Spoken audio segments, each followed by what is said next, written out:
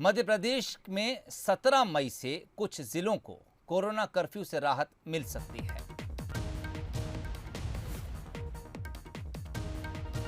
जिन जिलों में 5% से कम पॉजिटिविटी रेट है, वहां पर कुछ रियायतें दी जा सकती हैं। इस लिस्ट में छिंदवाड़ा, भिंड, खंडवा और बुरहानपुर शामिल है।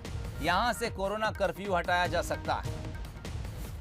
दरअसल सीएम शिवराज सिंह चौहान ने इस बात के संकेत दिए थे। उन्होंने कहा था कि जहां पर पॉजिटिविटी रेट घट रहा है और ये घटकर 5% से कम होगा, वहां कोरोना कर्फ्यू हटाया जा सकता है या फिर रियायतें बढ़ाई जा सकती हैं। अब इस बात के संकेत भी मिल रहे हैं कि 17 मई से मध्य प्रदेश के कुछ जिलों में जहां 5% से कम पॉजिटिविटी रेट है, वहां कर्फ्यू हटाने पर विचार चल रहा है। 17 मई से या कोरोना कर्फ्यू हटेगा या फिर रियायतें बढ़ा दी जाएंगी।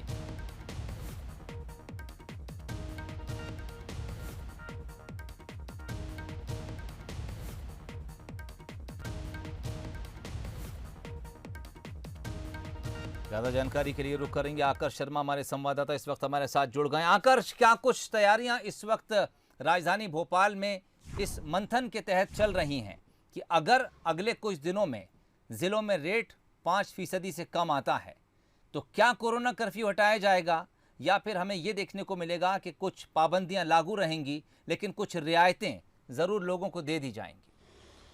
सोहेल, जिस तरीके से सीएम शिवराज सिंह चौहान ने बुधवार को संकेत दिए थे कि जिस पॉजिटिविटी रेट यदि 5% से कम कुछ जिलों में देखने को मिल सकता है तो वहाँ पर कुछ छूट दी जा सकती है, लेकिन आखिरी फैसला वहाँ के जिले के कलेक्टर ही ले सकते हैं। ऐसे करीब 4 जिले हैं, छिंदवाड़ा, खंडवा, बुरहानपुर समेत 4 जिले हैं जहाँ पर पॉजिटिविटी रेट जो है 5% से कम है। संक्रमित मरीजों की संख्या कम आ रही है। ऐसे में प्रदेश सरकार की वित्तीय हालत भी इतनी सही नहीं है और कारण यही है कि 1 महीने से ज़्यादा समय हो चुका है, कोरोना कर्फ्यू और लॉकडाउन जैसी स्थिति प्रदेश में बनी हुई है।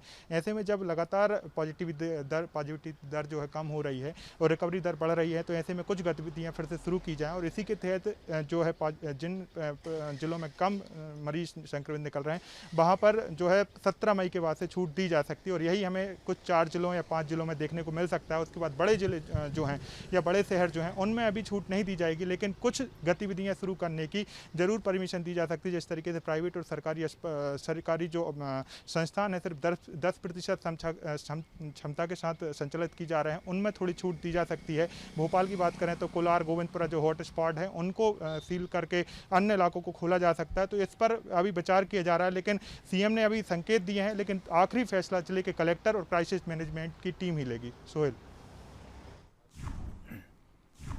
चलिए, संकेत ही सही, लेकिन लोगों को कुछ राहत इस खबर से भी मिल सकती है कि 17 मई से उन जिलों में कोरोना कर्फ्यू हटाया जा सकता है या फिर रियायतें बढ़ाई जा सकती हैं जहां पर कोरोना संक्रमण अब कम होता नजर आ रहा है। और जिस पैमाने को आधार बनाया जाएगा वो 5% रेट रखा गया है। जिन जिलों में 5% से कम पॉजिटिविटी रेट होगा वहां पर कलेक्टर्स को ये अधिकार दिए गए हैं कि वो अपने स्थानीय हालात के हिसाब से कोरोना कर्फ्यू में रियायत या फिर हटाने का फैसला कर सकते हैं।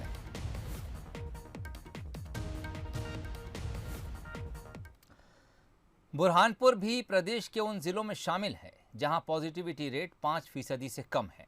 महाराष्ट्र सीमा से लगे होने की वजह से कोरोना की दूसरी लहर से जिले को खासा खतरा था, लेकिन प्रशासन की सतर्कता के चलते यहां जल्द ही हालात पर काबू पा लिया गया। महाराष्ट्र से आने वाले लोगों के लिए RT-PCR रिपोर्ट अनिवार्य की गई। वहीं लोगों ने कोरोना कर्फ्यू का पूरी तरह से पालन किया। ऑक्सीजन और रेमडेसिविर की भी कोई कमी यहाँ नहीं होने दी गई। सर, किस तरह से मॉडल को अपनाया था जिस तरह से 5% से नीचे आ पाए? देखिए, हमारा जो ज़िला है बुरहानपुर, वो महाराष्ट्र की सीमा से लगा हुआ ज़िला है और हमारे बगल के ज़िलों में चाहे जलगांव हो, बुल्ढाना हो, अमरावती हो, वहाँ केसेस की संख्या बढ़ने से बुरहानपुर में उसका असर तत्काल देखने को मिलता है।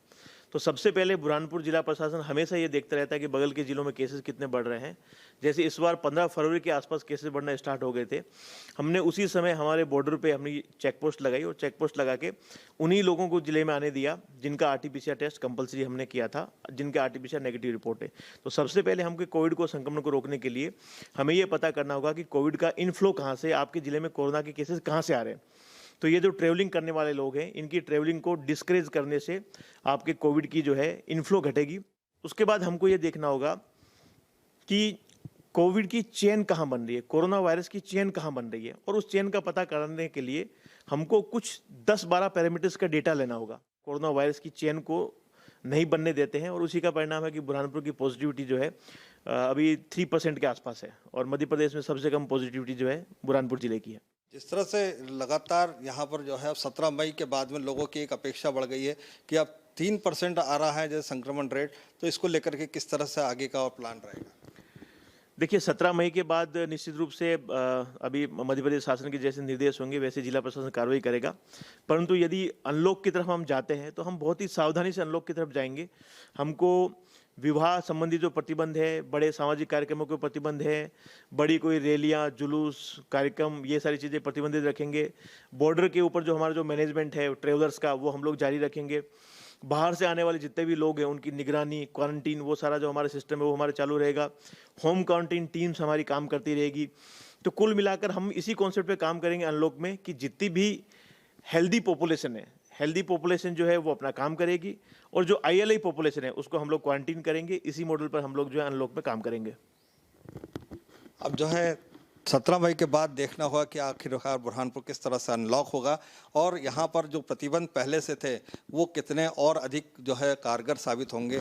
जिस तरह से DM प्रवीण सिंह जी ने जो मॉडल तैयार किया, वास्तव में ये कारगर साबित हो रहा है बुरहानपुर में ही नहीं बल्कि पूरे प्रदेश भर में, जिसकी लगातार तारीफ शिवराज सिंह चौहान मुख्यमंत्री जी भी कर रहे हैं। और अब देखना होगा कि आखिरकार बुरहानपुर किस तरह से अनलॉक की तरफ जाएगा। कैमरा पर्सन दीपक के साथ गोपाल।